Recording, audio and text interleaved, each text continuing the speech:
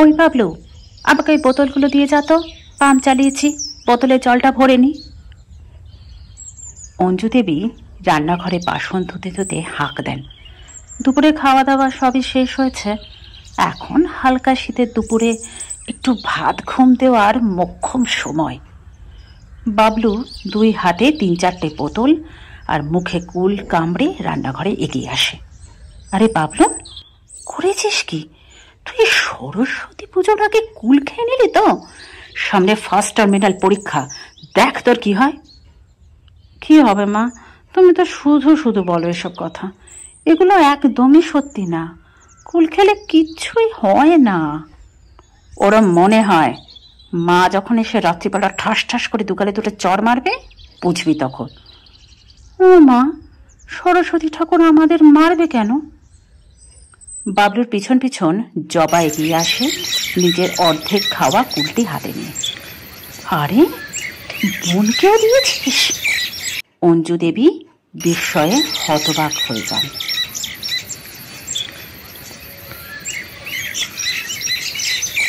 হ্যাঁ, আমি খাচ্ছি, বোনকে দেব না?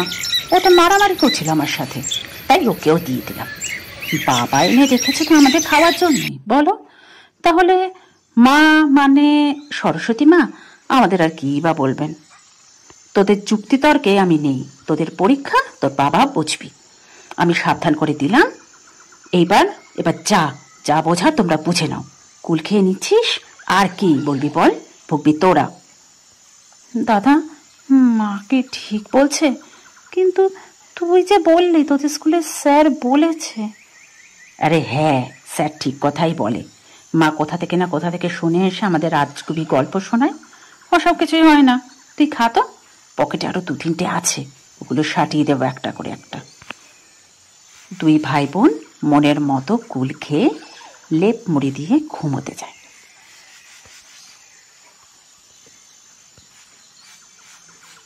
এই যে একে একে লাইন দাও, কেউ তাড়াহুড়ো করবে না। সবার নাম লেখানো হবে, কেউ ছাড় পাবে না। এই হুড়োহুড়ি একদম নয়, সবাই সারিবদ্ধভাবেই দাঁড়াবে। বাবলু চোখ খুলে তাকায়। জায়গাটা প্রচণ্ড অচেনা। চারিদিকে মেঘ, আর মেঝেটাও সাদা, খানিকটা অন্যরকম। পরিচিত কাউকে খুঁজতে থাকে বাবলু। একজন সিভিক পুলিশ সকলকে সারিবদ্ধ করে দাঁড় করাচ্ছেন। ব্যাপারটা বুঝতে খানিকক্ষণ সময় লাগলো বাবলুর। সামনে কোনো কিছুর জন্য একটা নাম লেখানো হচ্ছে। ওর আগে অনেকেই কান্নাকাটি করছে লাইনে দাঁড়িয়ে, যদিও তারা সবাই বেশ অচেনা। তবুও তাদের কান্নার কারণ না জেনে তাদের জন্য দুঃখ প্রকাশ করলো বাবলু। না জানি কার জীবনে কি সমস্যা, কিন্তু ও এখানে করছেটা কি? ও তো আর কোনো দোষ করেনি, বা জীবনে তো কোনো কষ্ট নেই। বিপ্লব সেনগুপ্ত, বিপ্লব সেনগুপ্ত, কে আছে? বিপ্লব প্রেজেন্ট বলে চিৎকার করে সামনে এগিয়ে যায়। সেখানে এক বিরাট রাজহংসের পাশে একটি বিশাল আকৃতি বীণা। হ্যাঁ, তাহলে বাবলু সেনগুপ্তর দোষ। দোষ হলো ও কুল খেয়েছে সরস্বতী পুজোর আগে। আমার মা আসার আগে তুই কি করে কুলটা খেলি? ভয় লাগেনি রে? বাড়ির বড়রা ওকে সাবধান করে দেয়নি?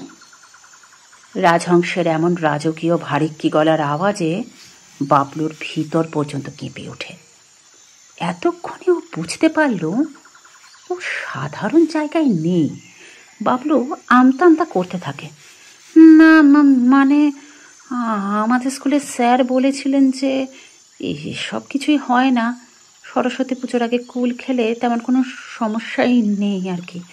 খবরদার, আর যদি মুখ থেকে এমন কথা বেরিয়েছে, তাও যদি একটু বাঁচানো যেত পরীক্ষার নাম্বার কাটার থেকে, এবার মনে হচ্ছে এসব আর কোনো কিছুই করা যাবে না।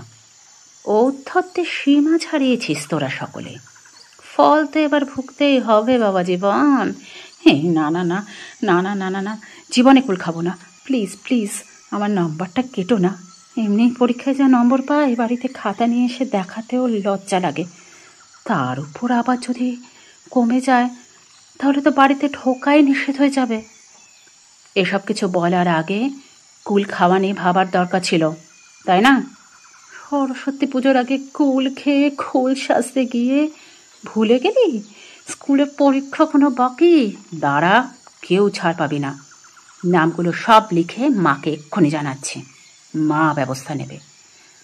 বাবলু ভ্যাঁ করে কেঁদে ওঠে।